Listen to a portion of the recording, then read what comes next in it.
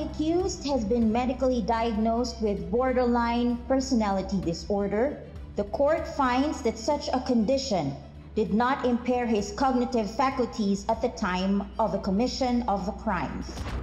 The court therefore finds the accused, Dennis Galve, guilty beyond reasonable doubt of multiple counts of murder.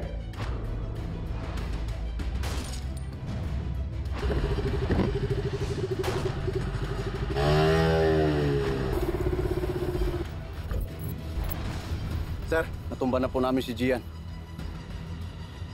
Thank you, sir.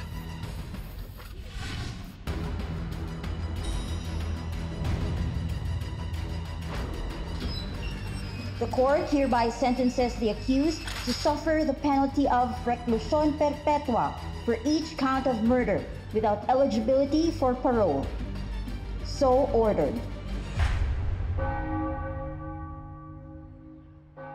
Joy, finally, justice has been served.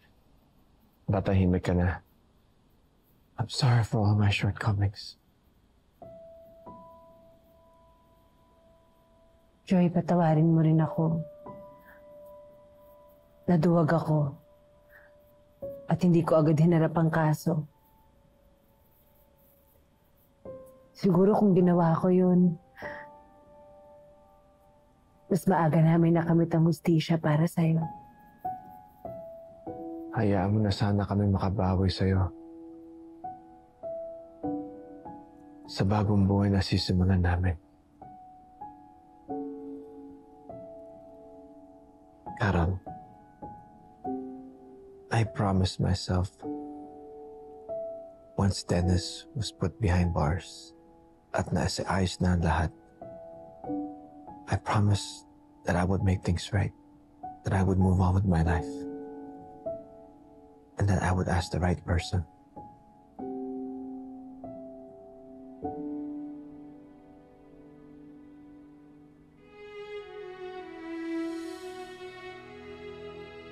Carolina Aston.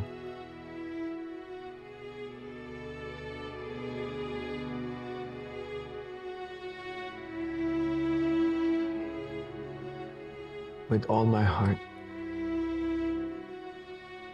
I'm asking you again, and I promise this time wala nang hiwalayan. Will you marry me?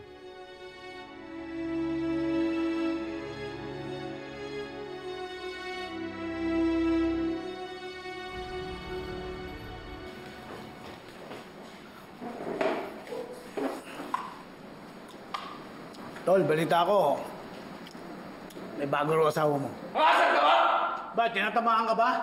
Totoo, di ba? Iniiputan ka lang ng asawa mo? Iniiputan ka lang eh!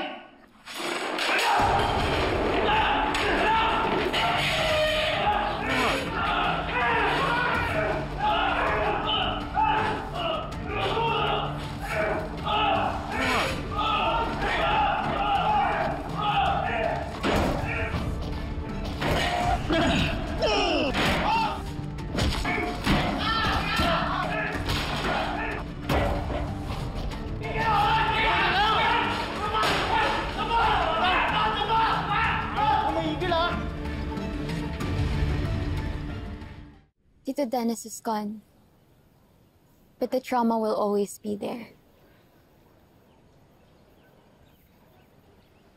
Laging pinapaalala nito sa akin lahat ng nangyari. Minsan nga, naiisip ko, paano kung sa ulo ako nabaril? Paano kung natuluyan ako at hindi ako nakasurvive? Hindi ko na ulit makakasama si Ate Carol, si Leah. Ikaw. That's gonna be the saddest moment of my life.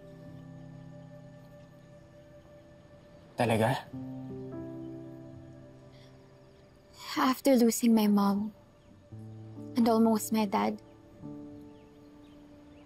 syempre ayoko naman may masamang mangyari sa'yo. You were always there for me. Kahit nung time na magkaaway tayo. You were there every step of the way. And I really appreciate that.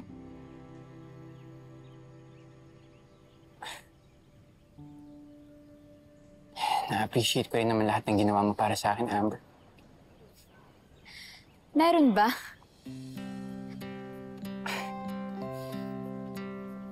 Oo naman. Inspirasyon kaya kita para magpursige sa buhay. Inspirasyon? Bilang kaibigan. At higit pa ron, I could get used to you.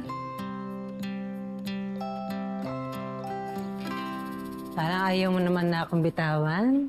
Hindi na talaga kita bibitawan. Baka maagaw ka na naman. Baka ikaw ang maagaw.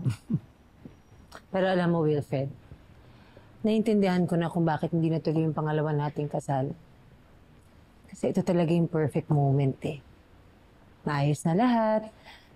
Tsaka wala na akong tinatago. Wala na talagang rason para hindi matuloy yung kasal natin.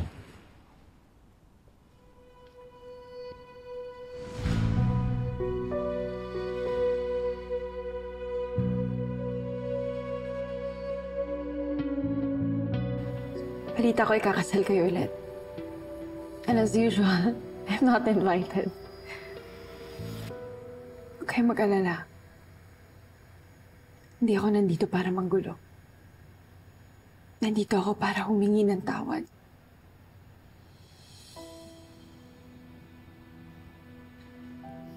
Buntis ka? Yes!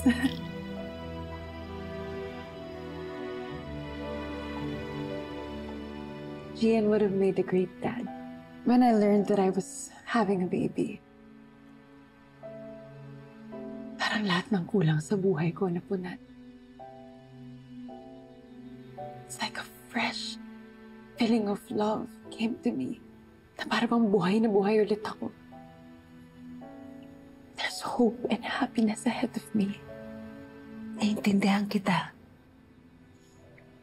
Kaya rin I was so willing to help sa case against Dennis. It's because I wanted to be vindicated and free. I wanted to be a good person para sa magiging anak ko.